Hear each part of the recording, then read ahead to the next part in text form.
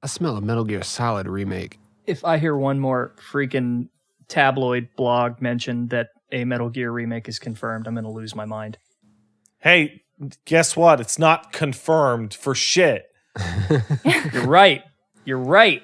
Some guy on the internet said it's happening, and then I believed it, and I got hype again, and I don't know why I keep doing this to myself. According to the internet, Silent Hills is being remade by Bluepoint, or Silent Hill, or PT, depending on who you ask, on top of Metal Gear Solid, which is being remade by Bluepoint and has been for the past 3 years.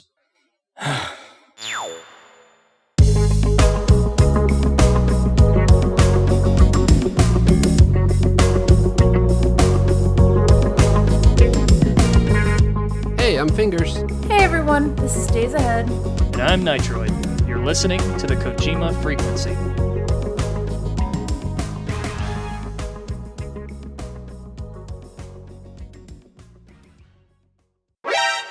Today on the show, we've got streamer Pat Boivin from the Twitch and YouTube channel Pat Stares At.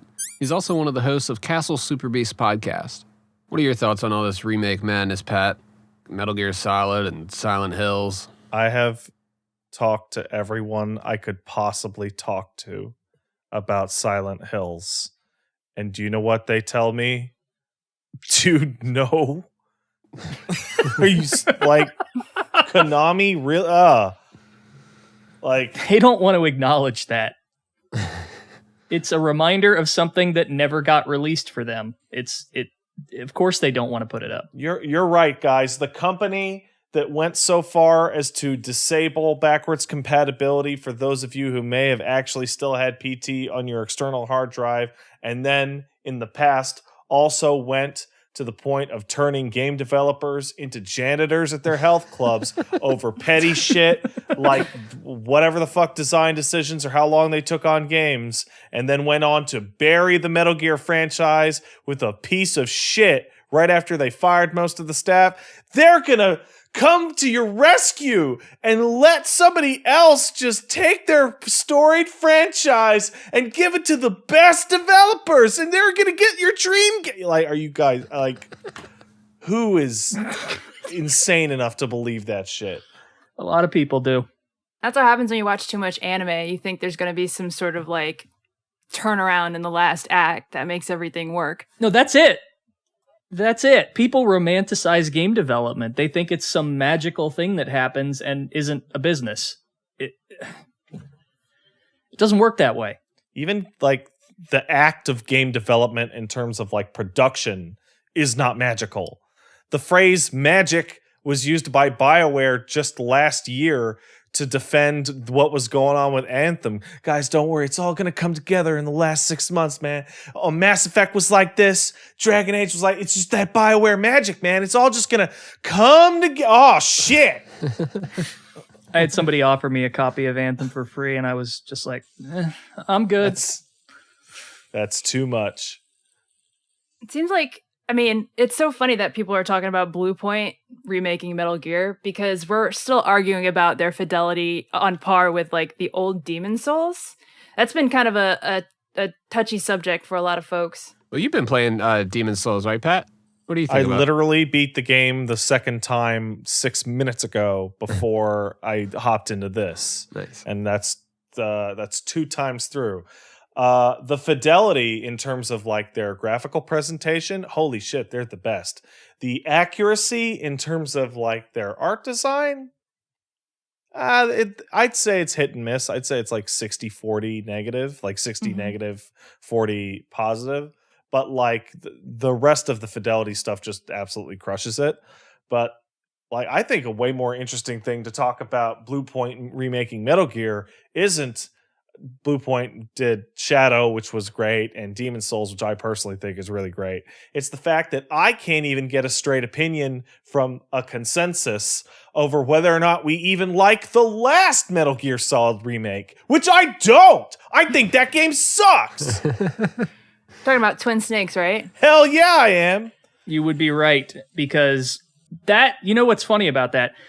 If you look at the art design in Twin Snakes and compare it to the original, it's night and day, almost literally in some cases, because they suck the color out of most of the sets and just coat them in as much bright light as possible, and it just strips them of any character that they might have had. And what's screwed up about it is that game was overseen by Kojima Productions, and they still didn't get it right. So I'm fully expecting if Bluepoint does remake this, it's just going to be dark and blue and gritty, and it's not going to have any of the tone or nuance that the original had. I'm very I'm not hopeful. It's going to be like the Call of Duty route, like what they did with Modern Warfare. It's just going to be like hella military, hella realistic. Do you think they're going to add the 2 pipes and the Rex layer like they did in Twin Snakes to completely skip the PAL card heating? Dude, I don't even know about that. What are you talking about? Okay, so okay, you remember in MGS1 you had to backtrack all the way to heat the PAL key and cool the PAL key, and that act of having to backtrack and put in all this annoying effort sort of lent itself to the betrayal that came immediately after, right? You're like, I put in all that work, you son of a bitch! You know?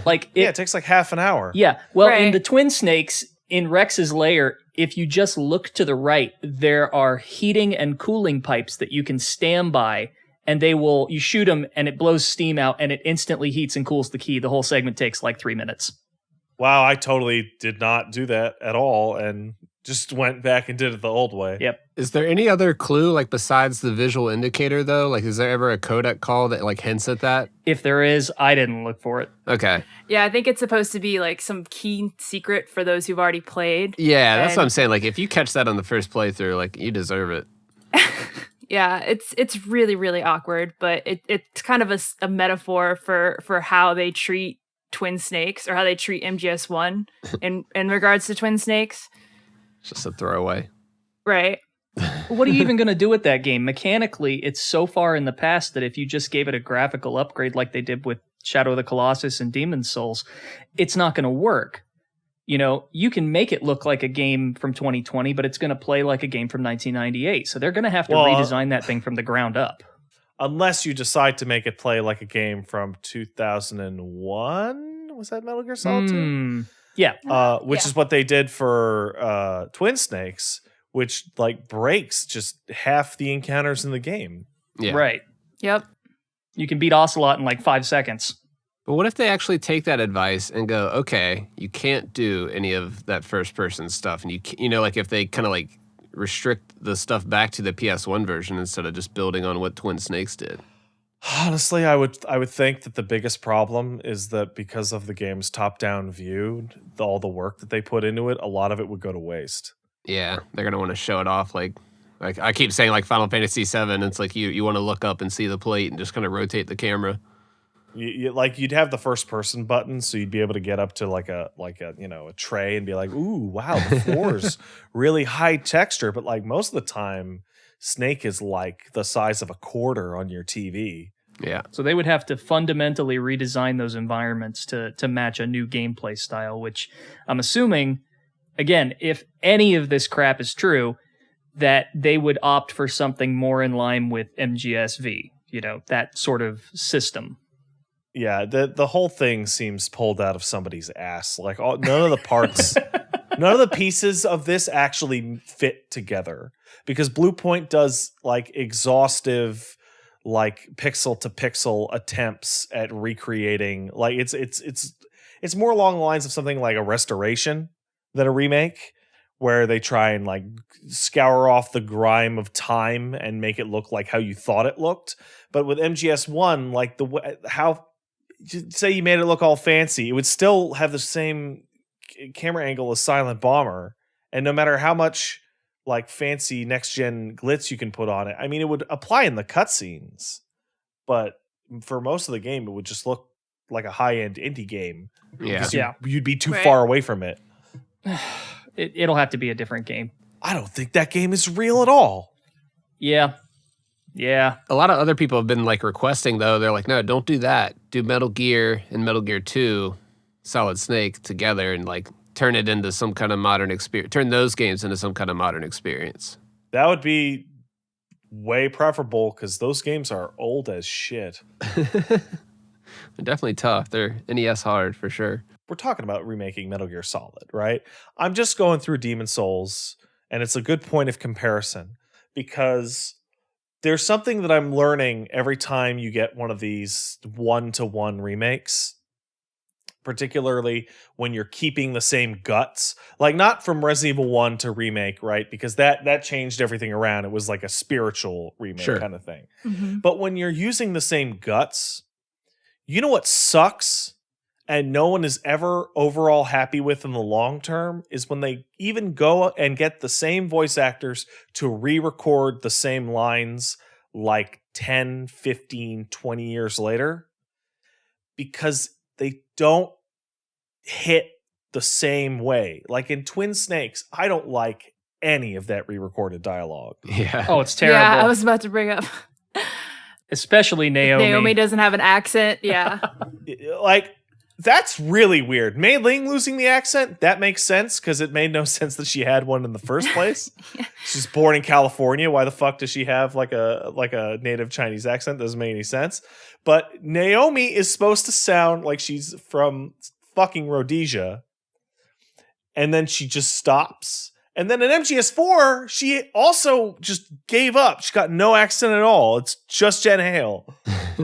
The worst part about her performance in Twin Snakes, though, is that she just sounds the whole time like she doesn't care. It's completely monotone the entire game. Didn't like David Hayter like cut some of his paycheck so that Yeah. the original cast could join? Yeah, he did. So it's like That's he's awesome. taking everybody out to dinner and like they're just getting a salad or some shit. Like Yeah, I mean, you can criticize David Hayter's performance in the later games after MGS1, but that man, Boy, gives a will shit. I. I take it you're not a fan of the Peace Walker groveling? It's out of control. Just a little bit, yeah. Like, I'm torn because on the one hand, like the way Kojima personally treated Hater in terms of the MGS5 stuff, in that it's like didn't even call him kind of thing. Yeah. I don't think that's particularly cool. But in terms of moving to a new voice actor in general, like Hater was very public that like to do the Snake voice, he'd hit whiskey over time. Like I think he started at MGS3 because his voice was being shredded by doing that growl. Yeah.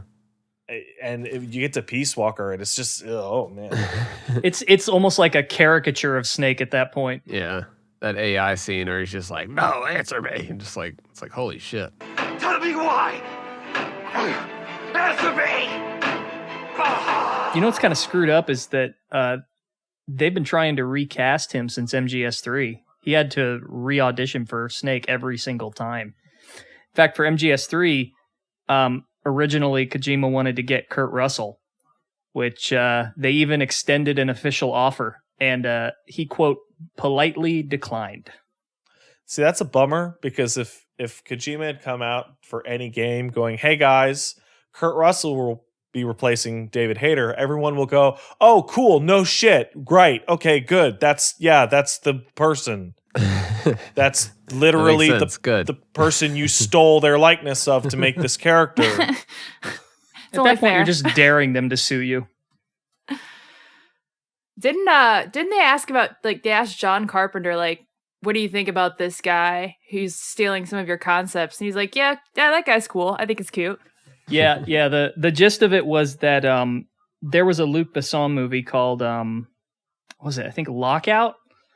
Had Guy Pearce in it, and it was basically like Snake Plissken in space, right? Mm-hmm.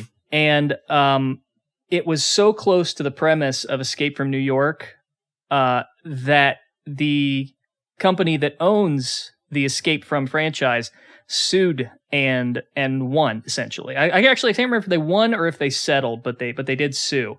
That same company wanted to sue Konami over Metal Gear Solid, but John Carpenter stopped them because he likes Kojima. Like there's a whole interview where he talks about it. Didn't John Carpenter get a PS5 recently too? John Carpenter is my personal favorite post-fame director because John Carpenter doesn't give a fuck about shit. He recently did an interview where he talked about, somebody asked him like, hey, why don't you go to those Masters of Horror dinners anymore, where all the horror writers and movie directors hang out. And he tells the story about a couple years ago. I think it was, who the fuck was it? It was some crazy German director is it Paul Verhoeven? It's the guy who did Antichrist. No, it's Cronenberg. He's friends with Cronenberg. And Cronenberg is standing there surrounded by a semicircle of these directors, and he's like holding court, and he's like proselytizing about the art of the movie. And Carpenter's like, man, fuck it. I'm just going to go home and play video games and get high. And I think earlier this week, I retweeted like John Carpenter's one tweet review of Assassin's Creed Valhalla, which is not the review I expected to read. Oh, yeah, I did see that. It was very not typed by him. I don't know. I like to believe that John Carpenter, like, when he got to his PS5, he just ripped it out of some kid's hand and laughed at them and walked away. But I'm happy he has one. That dude doesn't give a shit. Yeah, he's earned it. That Metal Gear Solid remake is like, I can't believe it's real. Even the timing of development doesn't make any sense. They just finished up on Demon Souls. How early could they have possibly started working on a Metal Gear Solid remake? Like a year ago? That would put it like 2 years from now, 3 years from now. Oh, and don't forget what the rumors say. Not only have they been working on it for 3 years in parallel with Demon Souls, but it's going to be announced during the Game Awards. There's something about the Keeleys, man. Well, same thing with Silent Hills is going to get announced during the Game Awards. Which they said last time, and it totally didn't happen. The one thing that I saw on Twitter that kind of got me going was that, Jeff Keighley was he's like being like friendly with Konami again. There's something about Jeff Keighley. He's like a canary in a coal mine. Yeah. I don't know why. People just look up to him for that reason. But for him to even be in like replying to Konami on Twitter, it's like, okay. I think it's going to happen at some point. At this point, saying that they're going to remake Metal Gear Solid at some point is like predicting that Nintendo is going to make another Super Mario game. Like, it's kind of a given. Yeah. But I'm so sick of these rumors. Nobody knows anything, and they're just trying to get to the first of the line. And I'm losing my mind, man. I don't particularly think that's a given at all. That franchise is like more than any video game franchise I can think of. I mean, for fuck's sake, the podcast we're on right now isn't called the Metal Gear podcast. It's Kojima. Yeah. Right? And he isn't just gone. He got shit canned out the door on an epic scale. And then they made a little spinoff, and that, Jesus Christ. You know what's funny? I've had talks with some friends about this. If Konami ever does decide to, like, let's just hypothetically say they make Metal Gear Solid 6 or 0 or whatever, they do some sort of like official continuation. Are fans going to say it's non-canon because Kojima isn't there? I would like absolutely. He sort of left and took the keys with him, you know? Well, my first reaction when you say that is that there's a lot of fans that will sit there and tell you that Peace Walker isn't canon because it sucks. And that Poops isn't canon, but that's because Poops is actually soft canon. It's soft poops. Soft Poops, soft canon. Here's our episode title. I'm very of the Poops is not canon. Hey, they mentioned it in Peace Walker. It happened, damn it. Yeah, but like I remember the interview with Kojima where he was like, "Oh yeah, that stuff happened unless I write something later that it contradicts it." Yeah. At which point that part didn't happen. It did get kind of weird in that one though. I can see where he would probably be like, he'd look at the final product and be like, "Ooh, probably wouldn't have done all that stuff." Yeah, that's how you refuse to answer a question. Yeah. I don't know. I would definitely look at any new Metal Gear. I mean, we can look at Survive, right? In Survive, the people, they fall through a portal to fight a giant worm monster and crystal zombies, and that happened 10 minutes after the Mother Base attack, right when Snake and Miller turned their back on the base. A big portal opened up and ate it. Yeah. Do we all believe that really happened? I don't think we're supposed to. Yeah, the developers even said, sorry if you thought this was canon. It's just us doing a goofy spinoff. Yeah. That's like, I don't know. Yeah, going into that with that kind of outlook, that's how I kind of enjoyed it. It was just like a fun multiplayer game where I was like, all right, cool. Fox Engine and multiplayer, cool. I'm down. There was nothing that they could have made that would have gone over well at that point in time. True. Right, yeah. It was doomed to fail. It was probably smart to have something that didn't tie directly into a storyline, like no prequel, no nothing, because people would have flipped their shit.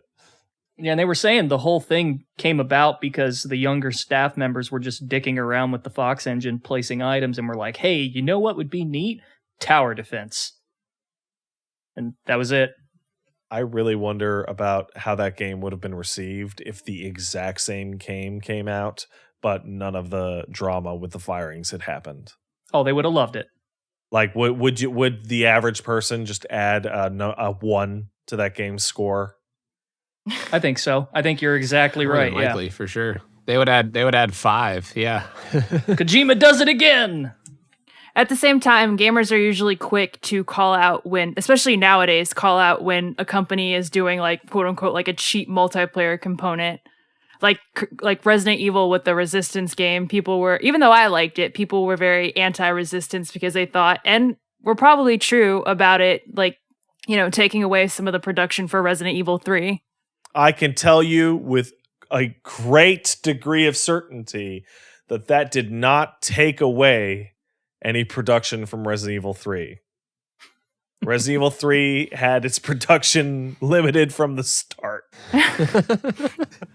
That game broke my heart. And then they were like, hey, let's add this multiplayer thing the guys are working on so we can charge the full price. Yeah, that's what it seemed like for sure.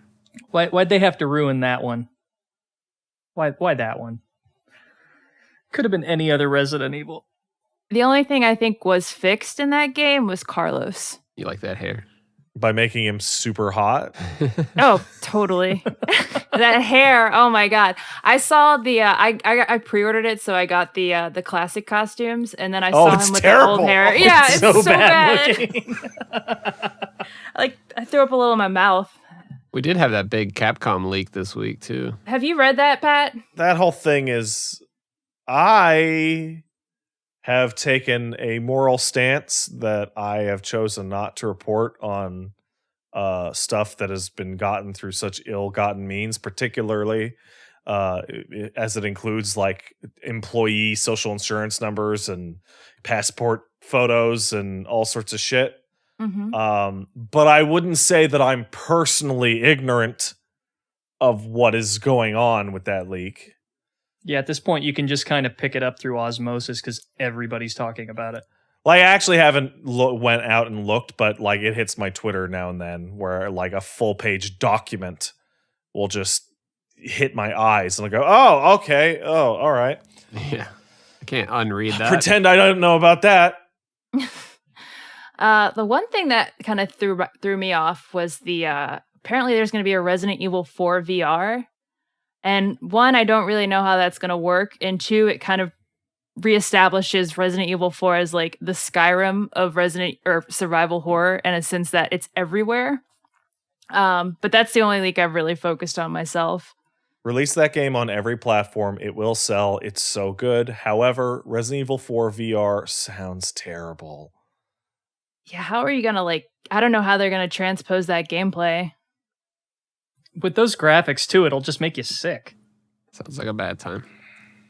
I like maybe it's a light gun game. That could work. I was thinking they'd take advantage of like kind of what they did on the Wii version, where they have that sort of like gyro aiming, but with your index controller, whatever you decide to use.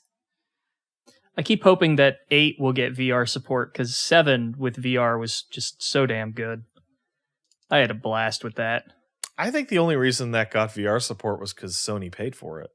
Yeah, probably. Because they Yeah. never brought the VR to PC, did they? Nope. No, which is weird because they said it was coming one day and then it just didn't. Yeah, that's really weird. That is the only thing I'm jealous about with PSVR, folks. Like, I know they complain about no custom songs on Beat Saber or no mods or whatever, but I want Resident Evil 7. Like, let's trade off. Yeah, I doubt 8's going to get it at this point. I honestly doubt that Sony's going to put out like a PSVR 2 or anything, because didn't it only have like something close to 4% market share with PS4 owners or something? Like VR it did well, but not a lot. niche. It is. Yeah. They're putting out a new bundle that has like an adapter so that you'll be able to use your PSVR on the PS5. Yep. I got that adapter actually. Yeah, I don't know how I got it so early, but when they put up the site, I was like, yeah, give me that. And then they actually sent it really fast. I don't know, man. VR just seems like I got a PSVR because I had a really good experience at the office. And I came home and I played it for a couple hours. And then I was like, okay. Yep.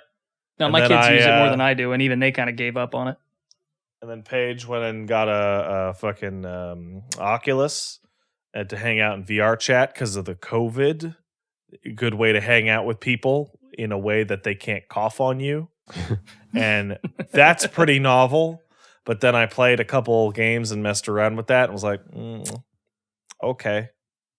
Yeah. It just seems maybe it's just me, maybe I'm lazy, but the act of putting the big goddamn thing on seems like a significant impediment to do anything. Yeah, I don't even like putting headphones on. So It's like a wearing like nightmare a with big thing all over glasses. my doesn't seem like a good time. Yeah, if I use it without my glasses, I'm pretty much blind. Damn, I didn't ever think about that. That my head hurts after every single VR session. Come out sweating like I was in a sauna. Yeah. I once injured my knee trying to get down under a car, thinking it was existing, but it wasn't, and super hot. So Oh man, it's so real. You got hurt in the game and you got hurt in real life. That's crazy. This haptic feedback is nuts.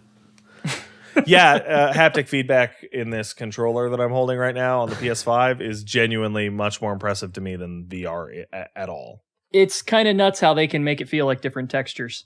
Like that doesn't seem like it should work. So the texture one was really impressive, but the one that got me, and I think it's only like the only game you can feel it in is Demon Souls right now, where when a skeleton or something does a huge wind up attack and breaks through your guard and makes that metal clang, you can feel the vibrations like wane and dissipate. Like it starts strong, but it is a wave. It's like wah, wah, wah, wah, wah, I haven't gotten that yet. That's crazy. It's super nuts. It's like the first time when you played Metal Gear Solid with a dual shock and like you felt, you were going up the elevator and it started doing all that, like the different types of rumbling. You're like, okay. Oh, This is different than the N64, like, like it was like all or nothing on that thing. Oh no. If they remake it, is it going to be like the most realistic heart attack in your hands ever? Yeah. dude, I want to feel like Ocelot's bullets ricocheting around me if they're going to remake it. Hear like stereo wind effects. What would Kojima do with a haptic feedback controller? That's somebody. I saw somebody talking about him doing with Death Stranding, like just making the all the walking stuff just that much harder. Like imagine like being in mud and stuff and just holding the triggers down, and or like if something's heavy, you have to push harder on the triggers. Yeah, it's kind of a bummer actually that Death Stranding came out like a year and a half too early, because if there was any game that I could think of that would more directly benefit from a rumble simulating the feels of different terrain, it would be that game. Yeah, for sure. One hope that I do have is it looks like they're getting pretty substantial support with Steam to make these similar features on par on PC. Maybe there's a possibility, we'd be able to do that. Not, 100% translated, but somewhat translated on the PC version. Depends how much work it is, right? Like, yeah. Is it the kind of thing, because it's using the game's audio mix to create these noises. And I don't know how that works, because I seriously doubt, Fingers, you're the audio man in the room, right? Yeah. I seriously doubt they're pumping in like certain like versions of the mix into the thing and going, it just works. Yeah, it's probably just different key points happening, like circumstantial context based. From a programming standpoint, they probably have an API for that controller that has presets like ice or sand or any other number of textures that you just kind of hit a checkbox for. That's probably what's going on to a degree, and then you can get into the nitty gritty and sort of customize it from there. That's somewhat what they suggest in the article, that it was utilizing some sort of API. In the article that I read, at least. Well, Steam said they're going to add they've got support for the controller, but they don't have support for like haptic feedback and the triggers. But they said they're going to add that. The question is, how many games are actually going to take advantage of that? Like, I doubt Sony's introducing a new paradigm that's going to take over PC gaming or anything crazy like that. But are really a lot of developers going to make use of something that, you have to have a PS5 controller just to do it on a PC? When I think that we can look forward to, at least in the next 5 years, 2 indie games that add it as a feature. and maybe 2 Ubisoft games and 1 other big budget, like a AAA company, that just have it automatically work, and it just uses the same data that the PS5 version does. Oh man, like Cyberpunk or something. Yeah, we're gonna check back in 5 years because I bet you're right. Yeah, I don't know why I got my hopes up for that one. It's a great controller on PC, regardless. I've been using it for the week, and I genuinely prefer to the Xbox Elite controller that I had, which is more than double the price. Yeah, I actually just ordered one myself just to have one. I don't even have a PS5. I was just like, it'll be a good PC controller now that they got the Steam support and stuff too. So it is. It's a really good controller. I feel like I'm gonna have that controller a lot, like for a while, before I actually get a PlayStation 5. Yeah. Oh man, it's bad out there. I saw some people near DC, just like crowds and crowds of people at a GameStop for like 2 PlayStation 5s available. Yeah, I saw that right before I came on too. Is that the group that had the mattresses out and they were just like straight up sleeping? Can they not count? They're having like main character syndrome, where it's like, I'm gonna be the one. Like, they're the Charlie in the Chocolate Factory. Oh, golden tickets might be a better approach at this point. That's what Japan's doing. Japan. All right. I was just talking to somebody an hour or 2 ago about how they can't get a PS5 in Japan. And they work in the games industry. And thus it is extra frustrating that they can't get a PS5, because like they would like to figure out some of the stuff it can do for work, but they literally can't, because Japan is doing only lottery. Yep. Didn't Ludwig Forssell say he couldn't get one? Oh yeah, I did see Ludwig mentioned, which is like he was passive aggressively tweeting on my Demon Souls tweets, because he was like, fuck, man, it must be really nice to have a PS5. Like, damn. Sorry, Letty. You're going to have to just go back to making sick tunes in the meantime. I'll tell you what, I'll give you the PS5. You let me work at Kojima Productions. I don't want to work at Kojima Productions. Why would I? Oh, man, that place is probably weird. Bunch of baby dolls sitting around and stuff. That don't threaten me with a good time. Somewhere between like Apple and the Church of Scientology. Yeah, something about that studio makes me feel like it's the kind of place where Kojima walks in eating like a piece of cherry pie and goes, I want this level to taste like this pie, and just leaves. He's like the Steve Jobs, like that Bill Burr bit. I remember it became like almost a meme of like people in Kojima's like people in Kojima's staff being like, yeah, Kojima told us to do this. And we were like, haha, that's a funny joke, but he was serious. Like, there have been quotes that have been like fake, but people thought they were real because it's such a common trope with Kojima. Hey guys, Hey guys, I know you all want to see your family, but we're all going to really need to burn the oil and sleep under our desks for the next 9 months because god damn it if MGS2 is not going to release in the year of the snake. So let's just all nut up, people. How's a deep cut? What do you mean there was a terror attack in New York? We have cutscenes that show the World Trade Center. Oh, god damn it.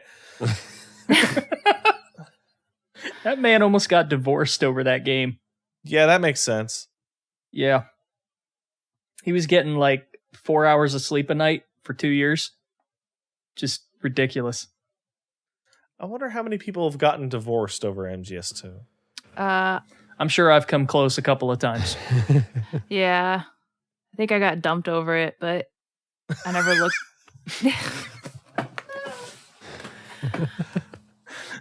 So, are we done with like current event topics? Because y'all know I'm like, I really want to dig into this next subject. Yeah. Hit it. That's fine. All right. So, we are the Kojima Frequency, and we do talk about a lot about Metal Gear, but we never want to strife away from being able to talk about some of his other works that, most people aren't aware of or most people don't have enough knowledge of. That being said, Pat, I think this is a great opportunity. We've been waiting a long time to talk about how fucked up Policenauts is. It's so fucked up! It's so weird! Yeah, so we figured this was a better opportunity than ever to just kind of get our feelings out about that game while you're with us, if that's okay. What fucked up part of Policenauts do you want to talk about? Well, we put a few bullet points here. First and foremost, there's obviously Karen. I have a lot to say about Karen. I do appreciate that you guys recognized, the fucked uppiness about that immediately. It's overwhelming and it's fast. The pseudo incest. Yeah, that I don't know. There's no pseudo about it. I mean that was their words, not mine. And then I love how there the whole DNA scene with her recovering. You think that would be the moment where they suggest, hey, we're at the end of the third act, let's just put it out there. But no, you don't really technically get it until the very end. And then the credits come on and your game crashes. But that's something that fucked me up a lot. Jonathan Ingram as a person, we actually held off talking about this for a while because I think our issue was that we didn't want to talk about too much about policemen doing fucked up things this summer. So what are you talking about? So we couldn't necessarily talk about John Ingram as a character. It's different. It's in space.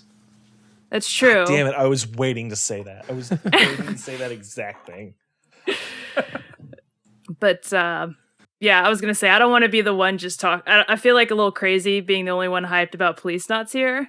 So I know, when I played it, I was like, "Damn, this game's perverted as shit." Okay, Kojima, you're horny on main right now. That's kind of weird.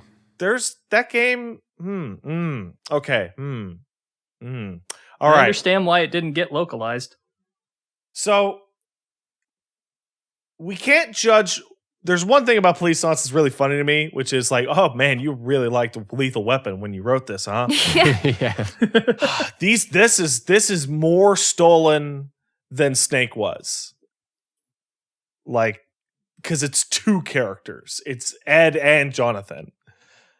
It's just Riggs and Murtaugh. Wow. Okay. All right. Moving on. Yeah, Snatcher, Blade Runner, that doesn't even touch this. This is still even higher. Yeah. But you get your little red flags about Karen's the giantest red flag of all, right?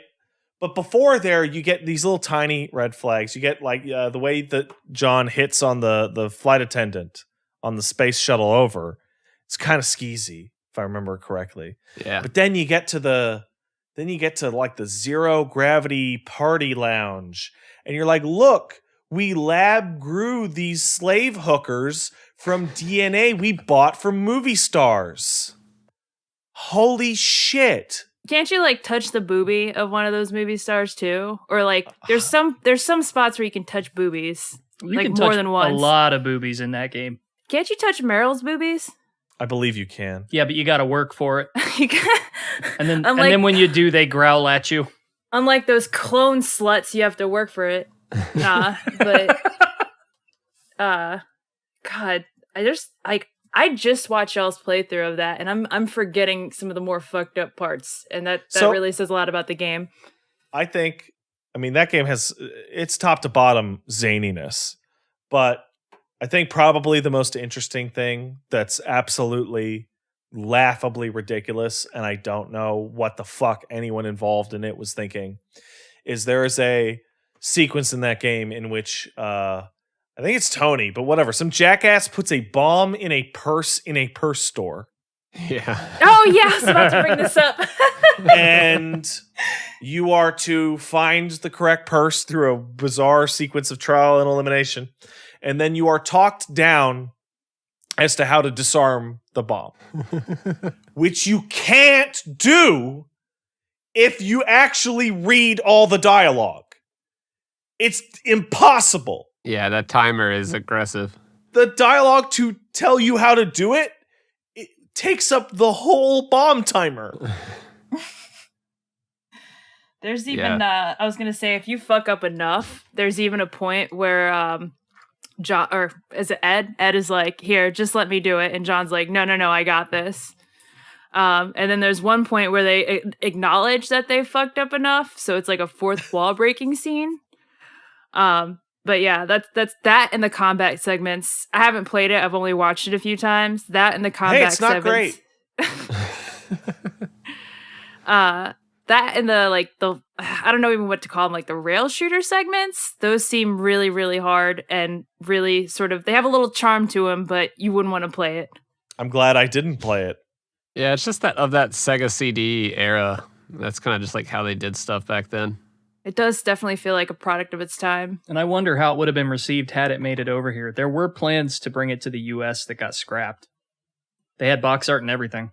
Well, let me do a quick Google. Which came out first? Was it Snatcher or Policenauts? Snatcher came out Snatcher. first. Okay. It wouldn't have been received very favorably. I mean, Snatcher 'Cause- didn't even sell 10,000 copies.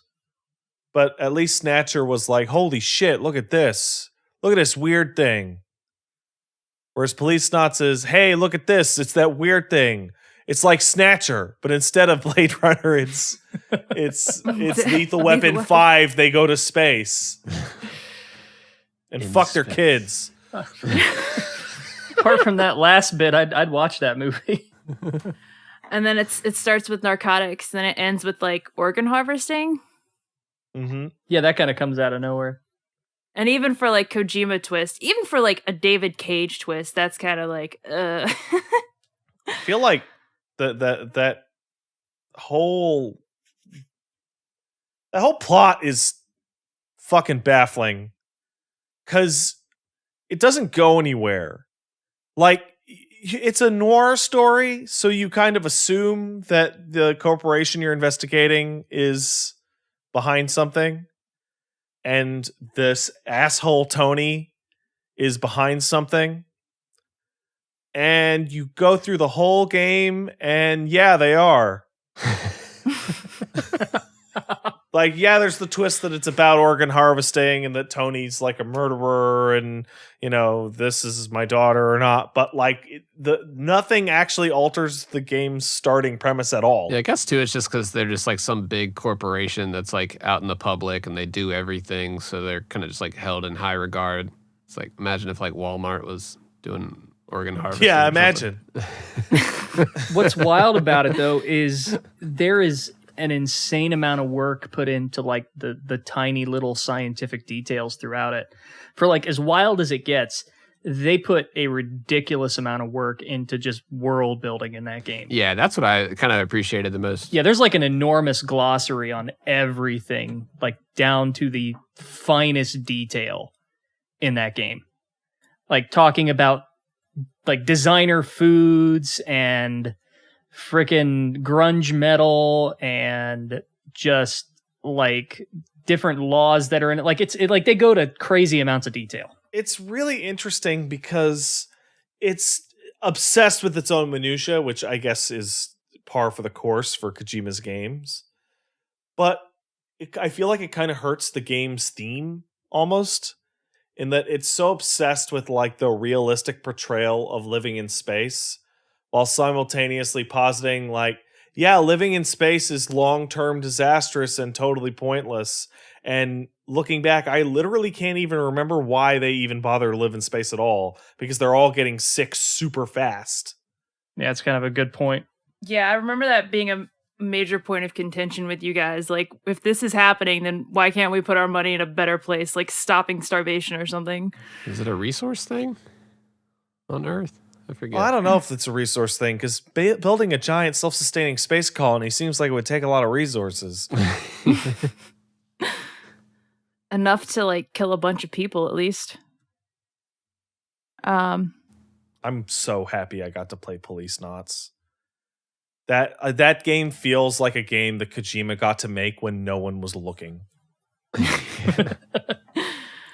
There is so much hearsay and rumor about why that game never got localized.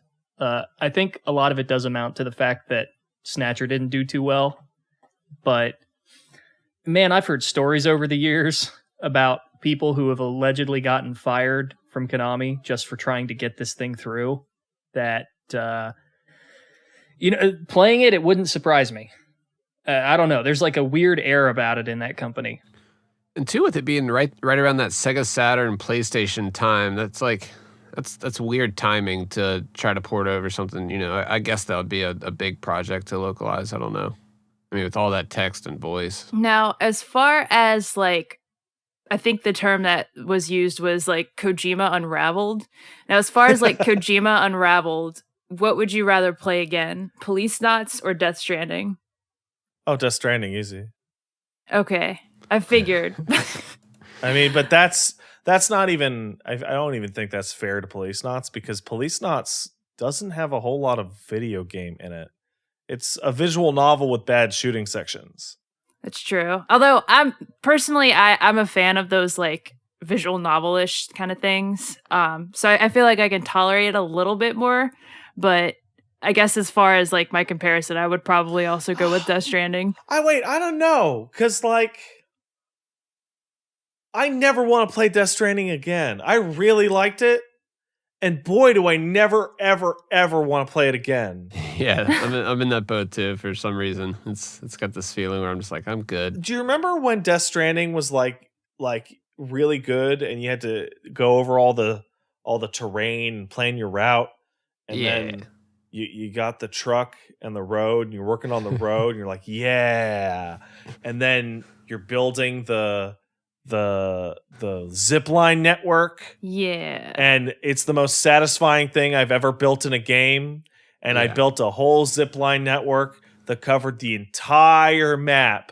And then the last 15% of the game was terrible because I built a zip line that covered the entire map and didn't have to play the game anymore.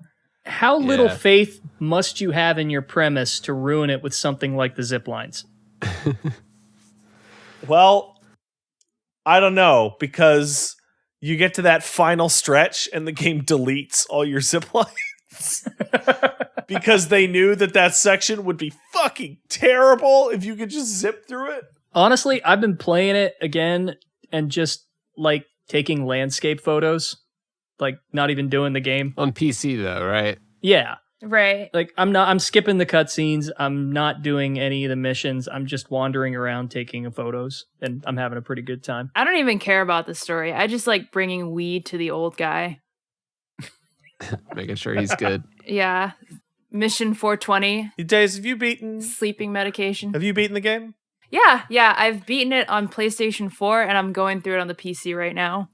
So I loved that game's story right up until the character decided to explain it to me. That's one of my favorite clips of you ever, Pat, is when she writes Amelie in the sky and you just went, well, I think it's kind of dumb. And Paige goes, well, and you just went, and then she goes, okay, yeah. Like you both just accepted that it was dumb at that point. At least there was a moment where you did give a shit about Amelie. So I couldn't get into like the main characters, but I loved like continuing the stories of the preppers by doing a bunch of deliveries and being like you said, like super efficient with zip lines. I think Amelie's the worst character that studio ever wrote. Yeah, agreed. Do you remember the first time she talks to you in the bunker? And she's like, hey, I'm Amelie. And your brain goes, villain! I remember. I may have said this before, but would you all agree that the Princess Beach line is peak Hideo Kojima? Oh yeah. I don't know, man. I wanted to like fight when that happened. I was so mad. Like I don't think we can get any more Hideo Kojima than that line. That is the zenith. I think you could. It's all downhill. But we haven't gotten there yet. God, I hate that line. Cause like, and then they do the weird run. Like they do the slow motion run where like Norman smiles. And he's stopped laughing. And he's covered in the wounds that he still has from fighting Higgs. It's like, what the fuck is this? And the game wants you to take it seriously. And meanwhile, in the back of your head, you're like, she's gonna fuck this up, but I don't know how yet. And then you have to spend like 40 minutes in the middle of nowhere. And then that ultimate way to eventually beat the game, you just gotta not use the gun. Oh, I tried to pop a cap in her ass. Oh, I think we all immediately aimed. I got stuck. I had to have chat tell me how to beat it. It's like clearly they can't actually mean that I should feel affection towards this hyper monster. This waste of garbage. Press H to hug. Yeah, I was in this weird point at that point of the game. Like, boy, I sure do want to just talk to Die Hard Man again. Yeah, same. And then I did, and holy shit! Yeah, Tommy Earl Jenkins, he outacted the shit of that and that. Yeah, that pulled me back in. Like once that scene was going on, I was like, okay, here we go. I remember seeing like Revenge, or what the fuck was that movie called? Rise of Skywalker. After I beat the game, and just wishing that I was movie called. What? Yeah, fuck that movie. And yeah, and just thinking to myself during the whole movie, like I would rather be watching Tommy Earl Jenkins monologue than watch this film. Fair. It's that good. But, that's kind of a low bar. I don't know. I think it's impressive that they made a game where in the last part of it, they explain everything, and I still have no idea what the fuck happened. Well, it's tough because characters lie to you. And it's also tough because, this is a really good segue in from Policenauts, right? So Policenauts had an exhaustive amount of detail to scientific minutia about space flight and living in space. And Death Stranding has magic. Yep. And the problem with the magic of Death Stranding is that it has a historical basis in which they discuss the extinctions. There have been the 6 extinctions. Oh my goodness. And then like literally 6 weeks after the game came out, scientists are like, hey, we missed one. There's totally another extinction. Oh no, the plot doesn't make any sense anymore. What's a Death Stranding? Right? I still don't know what the Death Stranding is. I can tell you what it caused. I can't tell you what it is. Like, this would have been the game that would have benefited the most from that scientific minutia if he would have just eschewed the magic, at least in part, and not leaned on it entirely. Death Stranding is the ultimate example of why movies, games, books, TV shows love to make the main character a fish out of water. Because Sam, fucking Jesus. Sam, I thought of him as Norman Reedus the whole game. Yep. Yeah. But Sam knows what the Death Stranding is. Right? Sam knows the score. Die Hard Man knows what's up. Amelie and the president and everybody knows what the Death Stranding is. So there isn't a single moment in the entire game where a character looks at the camera and goes, hey, here's what fucking happened. Yeah. Yeah, it just all kind of comes off as like, for lack of a better term, like casual conversation, I guess. Like it's realistic that nobody would explain to Sam what the Death Stranding is, because of course he knows what it is. Yeah, that's a good point. They didn't even give it. They didn't even put it in the damn documents though, like the emails and everything. There's more emojis in those emails than there are like actual explanations. It is the 100% total opposite of the biggest problem with Snake, where you talk to Snake and you go, Snake, this is a helicopter. And he goes, what's a helicopter? Helicopter. He takes the last sentence, the word of your sentence, and then reframes it as a question. So it's like, Snake, there's a helicopter here. Helicopter? Yeah. Yes, it's a kind of a plane, but it spins the rotors. Oh yeah, I know what those are. You know, Death Stranding was the game that made me kind of stop and go, you know, maybe I'm being too hard on Metal Gear Solid 4. Just a little. Nah, you're not. No, I'm not. Okay.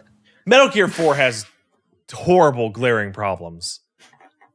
Metal Gear 4 is an obsession with minutia and then forgetting to make a game out of 3 of your 5 levels. Yeah. That's Nitroid's favorite hobby is shitting on Metal Gear Solid 4. So you guys might get along like perfectly. Did you know that if you zoom in on this chick after the boss battle for long enough that like sex noises will come in and she'll do like a photo shoot and that'll hopefully make you forget that chapter 3 was 2-hour-long cutscenes and the shittiest tailing mission ever? You want to know the worst part about Act 3? It was almost worse because the part they cut was an escort mission. Oh, sick. With an injured Big Mama, right? Yeah, you would lead her through the sewer. Yeah. Oh, and that was supposed to be the call. Okay, I get that. It was supposed to be a call back to the end of 3, which is the worst part of 3. I was going to say, so you want to recreate the worst part of 3, right? Good thing that part got cut. Right. This is going to sound a little off, but particularly this is a Kojima-focused podcast. But you guys ever play No More Heroes 2? I have not. I did not. I played the first one. I never got around to the second one, and I regret it. Same. So there's a part in No More Heroes 2 where it's pretty late in the game. It's about 80% through, where it's a level where you end up fighting your target on the roof of a mall. And the start of the level is you in the mall parking lot, and you fight dudes that get out of, like, guys drive up in cars and get out of the car and be like, we'll kill you, right? You do that for, God, I want to say like 15 minutes. And that's literally all that's going on. And it's terrible. It's horrible. It's the shittiest level in the game. And then you get to the boss fight, and the boss fight has their own unique vocal track, and it's lavishly produced, and it's one of the best boss fights in the game. And in an interview with Suda51, he's like, yeah, man, I made that level bad on purpose because it's supposed to give you the feeling of being stuck in the mall and just going about your life in its drudgery. And Kojima absolutely seems like the kind of person to make a level bad on purpose because it's supposed to make you feel a certain way. Yeah, but there is a legitimate argument to be made that the entirety of Metal Gear Solid 4 sucks on purpose. I don't want to do this anymore, guys. I told you. When they announced the game, he put his name on it as Alan Smithy. How much more on the nose can you get? If his name's on another Metal Gear product. Oh, they'll drag him back in. It'll happen someday. Konami is nothing if not pragmatic, and if it is better for them to let him have his way with another Metal Gear through Sony as some kind of proxy, then they'll do it. I think that is an absurd belief. This is a company that tanked a division that served them well for decades to chase pachinko sales, only for that to blow up in their face like 2 years later. They're making money hand over fist right now. they don't care about public reputation. Whatever makes them the money is what they're going to do. Well, you know what that means? It's time. If they make new Metal Gear, it's time for all us gamers to rise up and say, okay, yeah, whatever, I'll do whatever. I have no All communal I'll play. voice. I'll just do whatever. Last of Us 2 wins all the Joystick Studio of the Year awards, despite being the crunchiest studio in the fucking industry. Yeah, okay, whatever. Ooh, the graphics.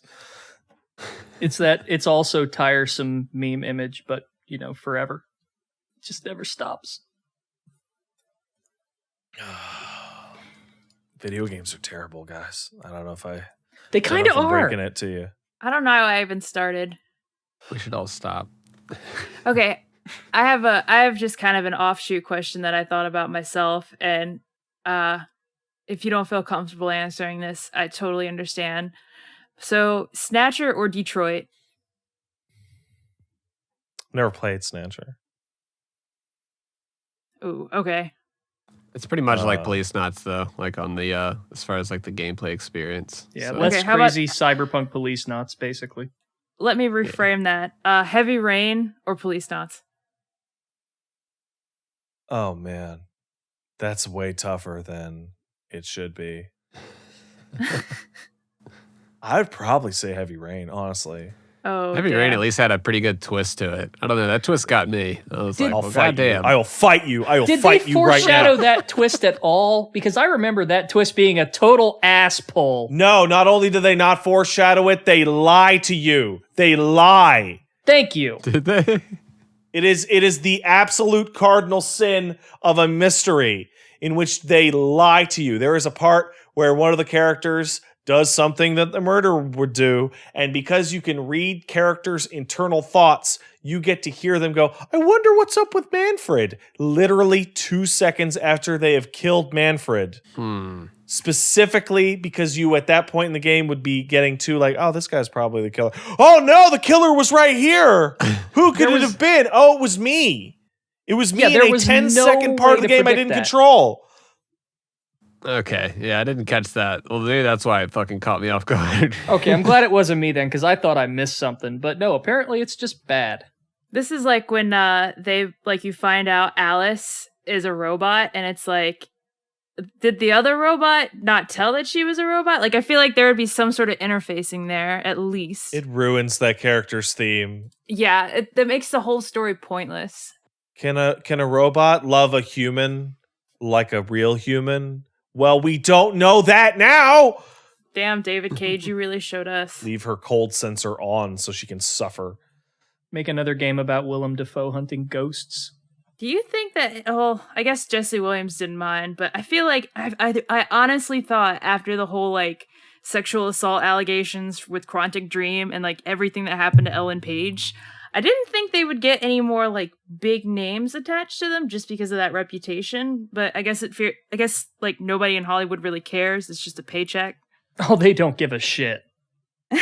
They don't know about like. I feel like Ellen Page is probably the only star he'll make like a photo collection of, I guess. If people in Hollywood cared about the association of their name to scumbags, I hope you enjoy the future of no more movies ever again. The jig's up. I wonder what I think, Days, you and I have joked about this before, but like I wonder what social issue he'll try to tackle with his next game in like a hackneyed way. Sorry, don't you mean what social issue he's totally not going to talk about at all in his next game? Right. I'm still thinking about that question. What did I say last time? It was like, you know what I think he's gonna do? I think he's gonna do something on that thing about like transracialism. Except it'll be aliens. Aliens will be the stand-in. That sounds like a topic, a touchy topic that nobody wants to touch. And then David Cage will just like jump in and be like, I will be the one. And he'll make up like these just really tone-deaf slogans like all aliens are bastards. Oh man, it's really frustrating that David Cage is a game developer and not a filmmaker. Follow me here. Follow me. Because if Detroit was a game, if Detroit was a movie, right? It's the Sorry. kind of thing that a fan edit could make really great. If Heavy Rain was a film, you could edit that down into something that kicked ass. Yeah. But because it's a game, that's really hard. That's really complicated. So you can't really do it. I've heard stories too that like in the same vein of a movie, like the actors for Detroit, they put in a lot of like character input, particularly Connor and Hank. And oh man. And apparently, according to Brian Deckard, like David Cage was trying to stop that. Oh yeah, because they ad-libbed like half their shit. It drove David crazy. They're like the best part of that game. Yeah, you know why? Because they're the only characters that aren't reading directly on script. They actually acted their scenes like actors. It's the goofy. My favorite out of all those stories, my favorite is like David's asking Brian Deckard about the script, and he's like, "So what's your favorite line?" And he's like, "This one where I'm talking to Hank and I tell him that I like dogs." And apparently that sent like Cage into a fucking conniption because it doesn't have shit to do with shit. And then you get to that part in the game, you're like, that's actually a really good line read and says a lot about Connor's character. That he's looking through Hank's desk and sees a photo of a dog. Like, hey, I like dogs too. Huh? You like dogs? We should hang out. You mean actually showing some sort of like camaraderie or character building is good and not just sort of like dialogue to make a point? And then I know this is the Kojima frequency and not the Cage frequency, but I need to get this out every time I can. I like how like the robots have blood that was made by the same material as like a super addictive drug, like almost akin to like what, like methamphetamines, cocaine. And nobody thought to just like if a robot dies or whatever, just suck the blood out and smoke it. But they all go to this like junk dealer to just trash them. That's so much drugs that you're wasting. Hey, that's pretty bad. But you know what else is pretty bad? A large part of Kara's plot is we got to get to Canada. We'll be safe in Canada. Don't you worry.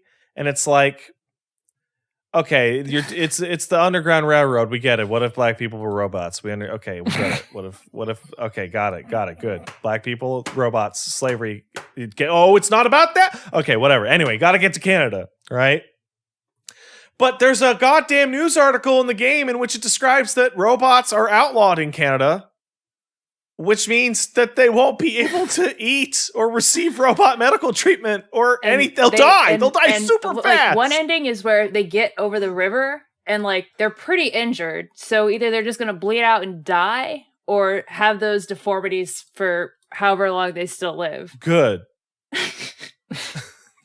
Fucking robots. I mean, I could go on about this all day, but I won't. But I'm really happy that I could get it out to you, Pat, at the very least. Here, listen, there's a really weird part of that story because I'm Canadian, right?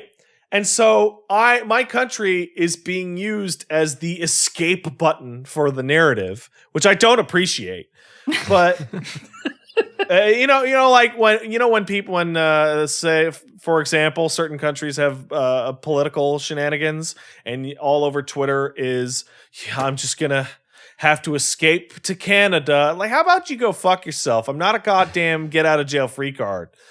But so Canada's the escape button, and I'm thinking about this. Okay, we've outlawed robots because we think they're evil, and it's like I don't know. It's a destroy the economy, or it's a fucking blight on God's world, or it's an unnatural freak show, or it's a fucking Terminator waiting to happen. And it's like, they get across, and all I can think of is like the average person that lives in the country that has outlawed this form of life is going to be like, get out. They're going to be just as much or worse trouble in Canada as they will be in the States, where at least robots are cool in general. Maybe not at that part of the game. Yeah, my robots got pretty pissed off. That game's actually a lot more fun when you let the robots get pissed off. I like the runs where like the robots get pissed off and then like Connor stays as like a deviant killing machine. I always found that to be the most interesting. Yeah, if you're not too spoiled by what we're talking about, and you want the absolute best Detroit experience, new player, have Kara die as fast as possible. Ideally, in her opening scene, just don't go upstairs to help the kid at all. Just die right there, and then have Connor and Marcus? Connor and Marcus go for just maximum kill in every scenario. It's great. I'll say this about David Cage. The first 30 minutes of Fahrenheit were really good. Oh, man! That's the best scene he ever did. The first one. No, the Omicron came first. Holy shit. But man, that first half hour where you have to cover up the murder and then you investigate the murder you covered up. Yeah, that was good shit. That's great. I love that. Hey, do you remember like a few hours later in the game when they had like alien kung fu? Do you remember when he gets attacked by giant ticks in his office made out of alien glowing green energy that is literally never described, brought up, or mentioned ever again? Do you remember when he has sex with the girl that he just met and also he's dead the whole time? Yeah, he's physically cold. He's physically cold, and yet he still impregnates her. Well, it's a Jesus thing. Thanks, David Cage. I could go on about him all day. Like, he is like the Neil Breen of video games for me, and I can go on about Neil Breen all the time.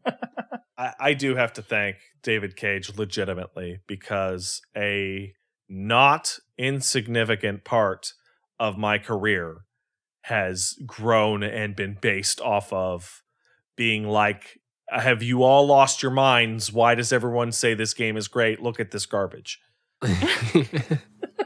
So I appreciate it. Glad to have experienced them. Yeah. You gotta get that energy out sometimes. I feel it. That being said, let's roll it back to Metal Gear. I genuinely think that Kojima outgrosses David Cage in one respect. In one instance, there is a Kojima game that I am legitimately appalled at one of its pieces of content, and that is the final tape in Ground Zeroes. Ooh. Yeah. Oh, jeez.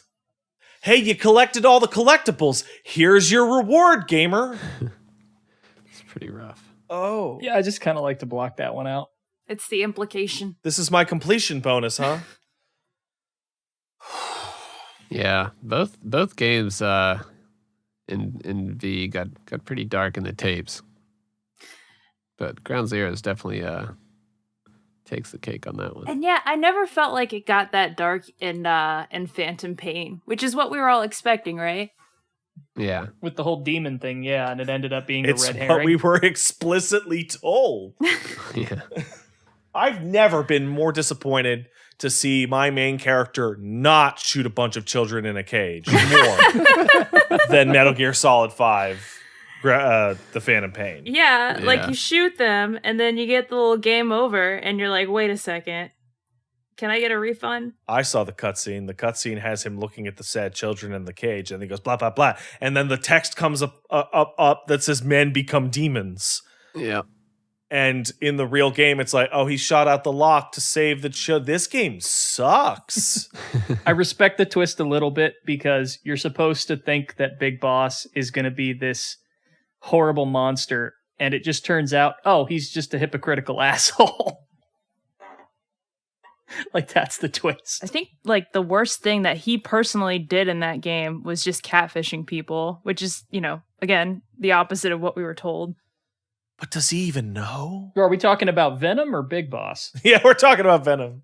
Because I think. Yeah, because you're supposed to think it's Big Boss in the marketing.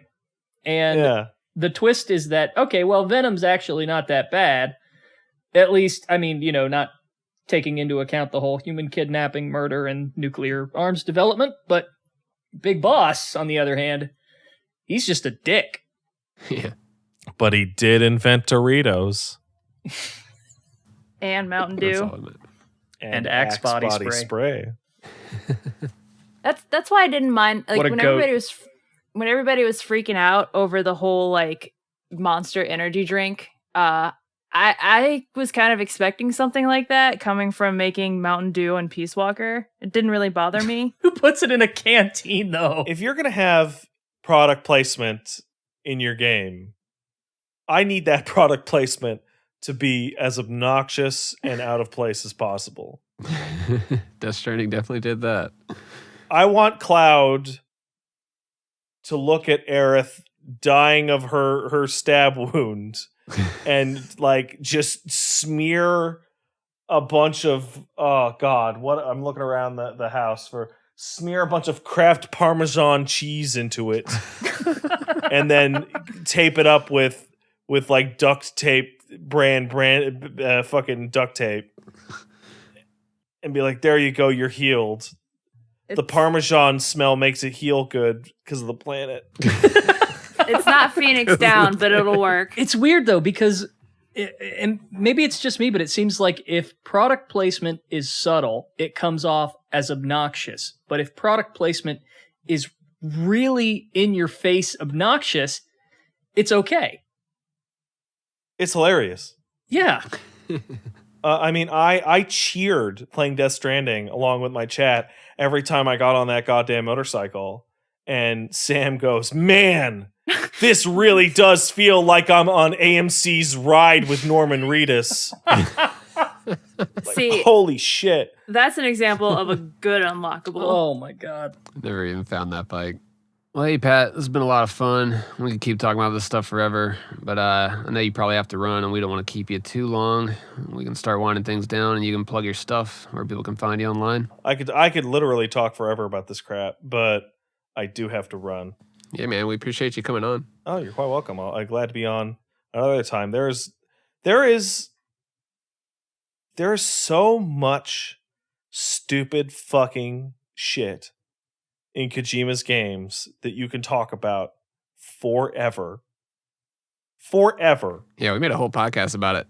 We could probably sit here and argue for 3 hours over at what point did Liquid's ghost leave Ocelot's arm? Or was it there at all? Please don't get me started. I think he transferred to a robot arm after 2 because he couldn't control it, but then to keep the gimmick going, he psycho-brainalized himself or something. The arm's a timeshare. Anyway. And was it because of hypnosis? Was it because of his genetics or his pedigree with the sorrow? Or was it just nanotechnology? Yes. I think he's just a really good actor. The gift of the silver tongue. I mean, I'm just like, for every door you kind of close with a Kojima question, you kind of open up a million more, to your point. Yeah. All right, well, I know exactly what I want to close on. Hey, I'm Pat. I do streams over at Pat Stares At over twitch.tv/Pat Stares At. I also do the Castle Super Beast podcast, which airs every Monday afternoon, and you can check out on iTunes and Spotify and all those internet things. This is a Castle Super Beast podcast. And I guess if I'm on a Kojima podcast, the last thing that I want to say is that MGS 4 and 5 can fuck themselves. I can't believe we didn't get a game where you play as the boss in World War II. Maybe one day. Maybe that's what the remake is, what Bluepoint's doing. That would have been fucking awesome. You twirl the sticks with the contractions to give birth to Ocelot, and you look down at him and you go, wow, you are always the problem. I should drown you in this river. All right, Pat, we appreciate you coming on. Speak your buddy. truths, man. Speak your truths. Yeah, thanks for coming on. Oh, you're quite welcome. Thank you for having me. Thanks, dude. All right.